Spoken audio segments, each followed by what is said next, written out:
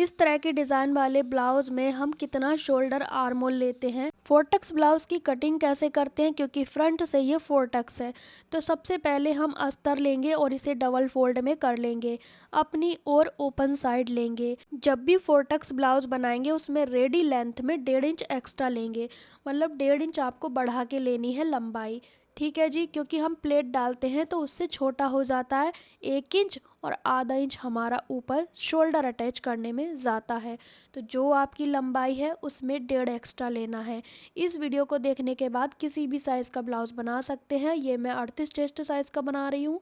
यहाँ पे हम पहले तो हुक आई मार्जिन का छोड़ देंगे 1/2 इंच या 1/4 इंच, जितना भी आप रखते हो।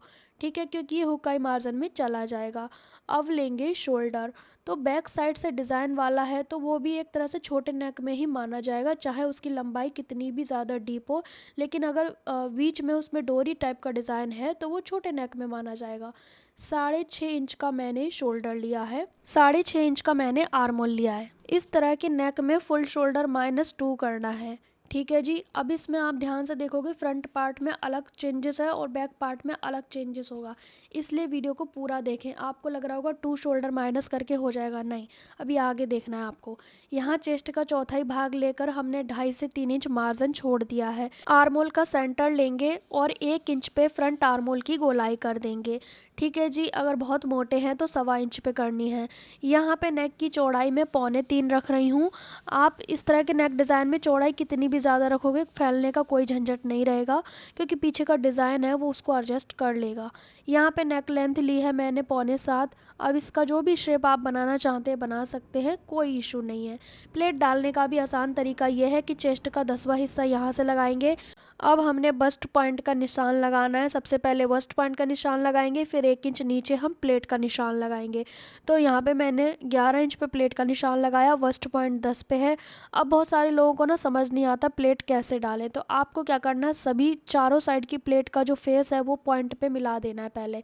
ठीक है, गैपिंग हम बाद में डिसाइड कर लेंगे।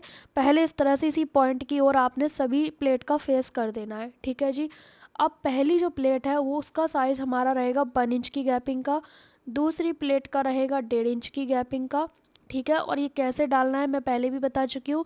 जितने मोटे उतनी ये गैपिंग बढ़ती जाएगी, जितने पतले उतनी ये गैपिंग कम होती जाएगी, क्योंकि यहाँ पे जो पफ चाहिए वो हमें चेस्ट के अकॉर्डिंग चाहिए। कम हो जाएगा तो भी प्रॉब्लम, ज़्यादा हो जाएगा तो भी प्रॉब्लम। फिर यहाँ पे लूजिंग सी रहेगी, ज़्यादा हो जाएगा तो, कम हो जाएगा तो यहाँ पे दबा दबा रहेगा। ठीक है जी। तो फिटिंग से मतलब नहीं होता, प्लेट डालने से मतलब होता है। आर्म होल राउंड चेक करेंगे तो ये 8.5 आ रहा है। 1/2 इंच हमारा ऊपर शोल्डर में जाएगा, 1/2 इंच की हम प्लेट डाल देंगे। ठीक है, तो इस तरह से हमारा 1 इंच एक्स्ट्रा होना चाहिए। आर्म होल कम ज़्यादा है तो उसे एडजस्ट करें ऊपर नीचे करके। ठीक है, आप कोई रट्टा नहीं सीख सकते कि भाई हमारा 5 लें या 6 लें आर्म होल, ऐसा बिल्कुल भी नहीं है। आपको आर्म होल राउंड पे फोकस करना है। आर्म होल की जो लेंथ हमने ली है वो आर्म होल नहीं है, आर्म होल की गोलाई आर्म होल है। अब ये आर्म होल की जो प्लेट है उसको इस तरह से हम पिन से सिक्योर कर देंगे। प्लेट डालने के बाद ही हम आर्म होल की कटिंग करेंगे, अगर आपको अच्छी फिटिंग चाहिए तो। क्योंकि अगर आप पहले ही कट कर देते हो ना तो फिर वो बाद में प्लेट डालने के बाद एल बन जाता है, जो कि हमें एल नहीं चाहिए, हमें तो गोलाई चाहिए पूरी। तो इस तरह से आपने प्लेट को डाल देना है, मतलब पिन की सहायता से रोक कर, और फिर आपको कटिंग कर लेनी है। अब इस पिन को रिमूव कर देंगे। थोड़ा सा भी आपको तिकोना दिखेगा, प्लेट डालने के बाद प्रॉपर शेप आ जाएगी। ठीक है जी, तो हमें इस चीज़ का ध्यान रखना है। ड्राफ्टिंग में इतना भी ज़्यादा टाइम नहीं लगता जितना आप सोचते हो। अगर आपको परफेक्ट बनना है तो थोड़ा स्लो प्रोसेस से काम करना ही होगा। अब आपने बैक पार्ट को कट करने के लिए क्या करना है, अपनी ओर बन साइड बिछाएंगे बैक पार्ट के लिए, और फ्रंट पार्ट को इस तरह से रख देंगे। हुक का मार्जिन जो है वो मैंने बाहर की ओर लटका के रखा है, मतलब कि बराबर नहीं है, ध्यान से आप देखो, क्योंकि बैक में थोड़ी ना रखना है हमें मार्जिन, फ्रंट में था वो तो। बाकी सभी ड्राफ्टिंग एज इट इज़ ही करेंगे। और मैंने बैक आर्म होल का शेप 1/2 इंच का बाहर करके किया है, ध्यान से देखो आप। बैक आर्म होल का शेप थोड़ा सा बाहर को निशान करके किया है। आप मान सकते हैं फ्रंट का 1 इंच पे, बैक का 1.5 इंच पे। अब इस तरह से हम रेडी लेंथ में से थोड़ा कम करेंगे। क्यों? क्योंकि फ्रंट में हमें चाहिए 1.5 इंच एक्स्ट्रा, बैक में चाहिए 1 इंच एक्स्ट्रा। तो अभी तो हमने फ्रंट पार्ट से ड्राफ्टिंग कर ली थी, राइट? तो 1/2 इंच जो एक्स्ट्रा है उसे हम माइनस कर देंगे।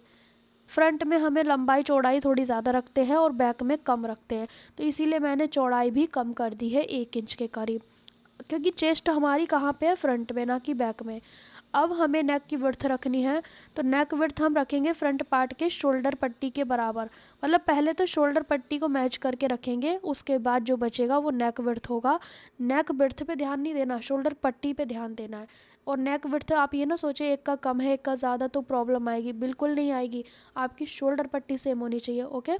अब जो हमने नेक डिज़ाइन बनाया है उसी का लेंथ और विड्थ नाप लेते हैं। तो मैं 10.5 रख रही हूँ क्योंकि ये बिना पैडेड ब्लाउज़ है। अगर आप पैडेड ब्लाउज़ बना रहे हैं तो इसकी लंबाई चौड़ाई बहुत ज़्यादा भी रख सकते हैं।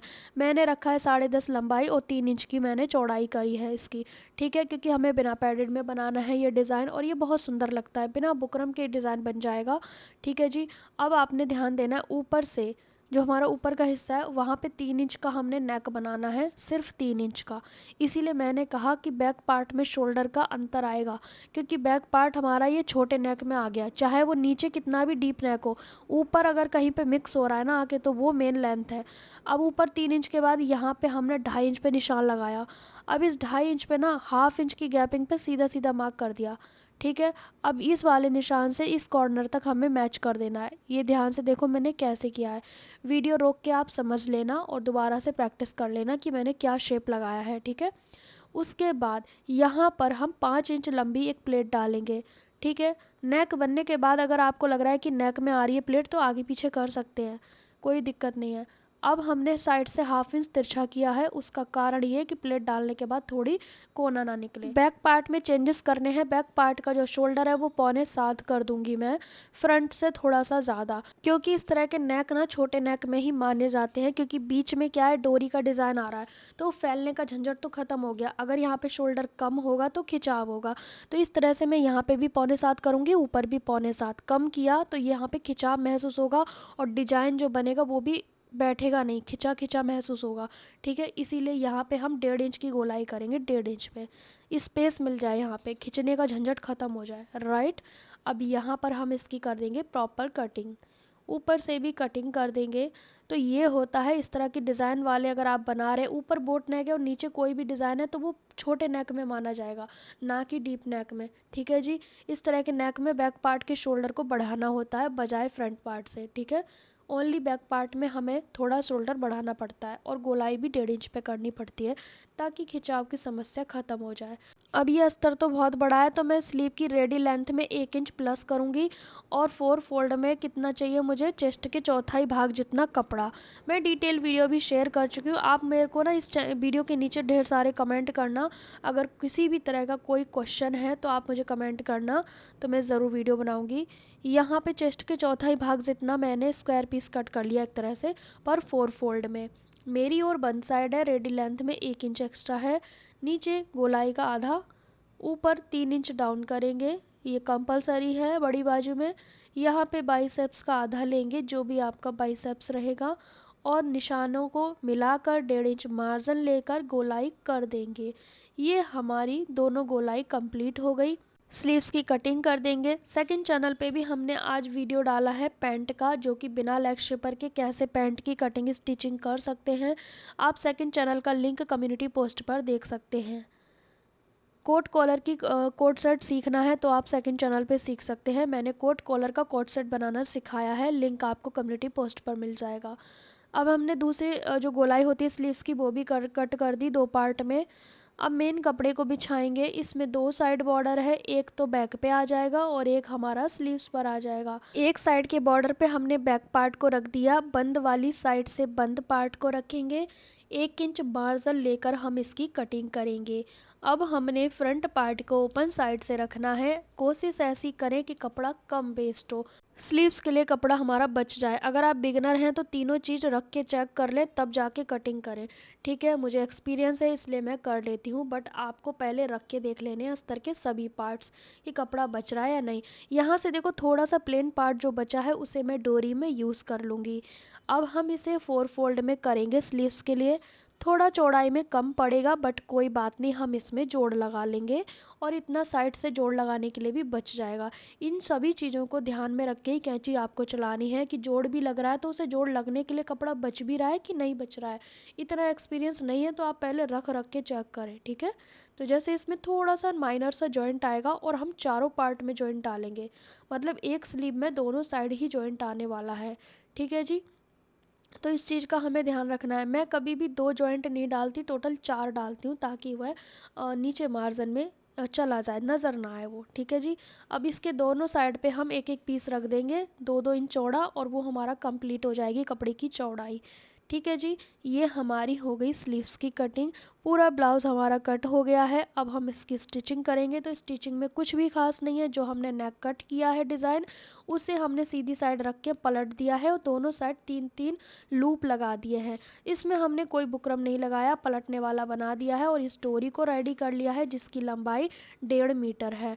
और जैसे जूते में फीते डालते हैं वैसे ही डाल के हमने इसको सेट कर दिया और नीचे की ओर टैसल्स बना दिए। मैंने आपके साथ इसलिए शेयर की कटिंग क्योंकि इसमें दोनों साइड के शोल्डर थोड़े अलग अलग थे। ये भी एक नई चीज़ है सीखने को।